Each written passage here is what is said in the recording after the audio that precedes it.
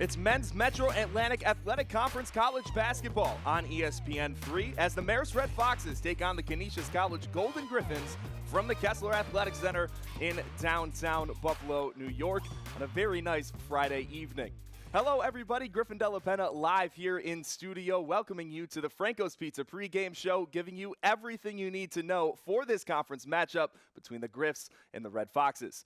It's Buffalo News Storyline time, and today's reads, you get a conference win, and you get a conference win after very successful weekends. Marist got their first MAC W on Sunday, 63-56 against Mount St. Mary's, and the Griffs are coming off 11 straight games on the road, which is the longest such streak in program history, last playing at the CAC on November 20th. But bad news got even worse today as they will be without two of their starters. Xavier Long will not play due to illness, and Jordan Henderson missed 2 games last weekend. He will also miss tonight's game as well. But without their fifth-year guard, who is their leading scorer, the Griffs managed their first MAC sweep on the road against 2 different conference opponents since the 2019 campaign.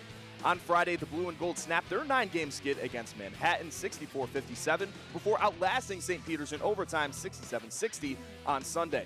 Filling in for Henderson has been sophomore TJ Gadsden, who's seen limited time but has taken full advantage of this opportunity, as he will be today's Ad-Pro player to watch for the Griffs. In just his second career start, he averaged his first career double-double with 11 points, 10 rebounds, and 4 blocks.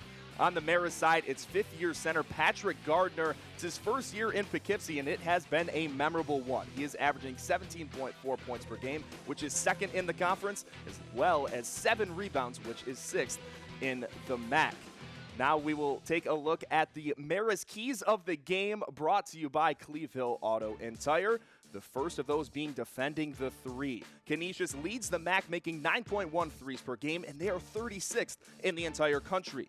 Marist has so far allowed opponents to shoot 37.6% from beyond the arc. They also need to keep this game close, as Canisius has lost 3 of 4 conference games by 4 points or less, and 6 of 7 over the entire season. Marist won a very close one last year at home, 71-70 on February 12th against the Griffs. And for Canisius, they need to make the free ones. After going 1 for 8 against Rider, Canisius has converted on 84% of their chances in the last 3, including a season-high 23 makes against St. Peter's. And a large part of a Reggie Witherspoon offense is sharing the rock. Canisius is second in the MAC with 14.4 assists per game, with redshirt freshman Taj Stavesky 5th in the conference in conference play with 2.8 dimes per game. So that's all that I have for you here in studio. I'll now send it down to our 2 other members of our crew, in Jay Moran and Richard Walsh. And there's a great look of the downtown area here in Buffalo, New York. And on a beautiful Friday night, we have a great game here between Marist and Canisius, as the Red Foxes currently lead by 1. Now we'll transition into the M&T Bank Halftime Show. I'm Griffin Della Penna back here in studio. Even though this has been a back-and-forth game, we will now take a look at Around Canisius Athletics presented by Niagara Scenic Tours for the first episode here in 2023. There's a beautiful shot of the nearby Dembski Sports Complex.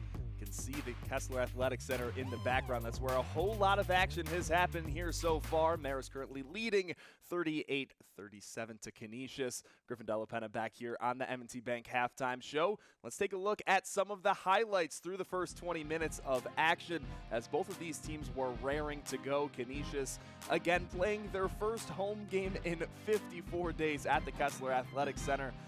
From the opening tip, Marist was ready to go, but Canisius leading right now is Jameer Moultrie. He has a team-high 12 points, pulling up from the parking lot right there to tie it at 20. The bench was hyped, and Jameer Moultrie again could transition into a career high in terms of poise. John Dunn not very pleased, as they did have a lead to start the game. Some choice words for some of our younger audience that you probably wouldn't want to hear, but a nice block by Belton. Then on the other side, Noah Harris, he's been red hot as well. Another 12 points as he's leading the Red Foxes with back-to-back triples right there. Yeah, let's add another one as well as Marist regained the lead. And then for Canisius, great job defensively getting the tip by Jameer Moultrie on the other end. Hey-o! Bryce Akpo right there to slam it home. A few different looks at that as the junior forward. He is so much fun to watch, but Javion Cooley also having a very solid first half, as he also has 10 points, shooting 4 of 6 from the field, and then those 2 3-pointers right there as well. So there's some highlights for you. We will be back in just a minute to talk about some of the stats as well as some of the scores around the Metro Atlantic Athletic Conference.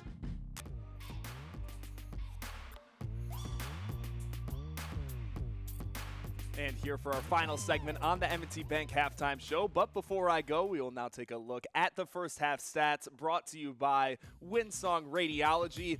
And Marist has been struggling offensively so far this season. They're last in points right now.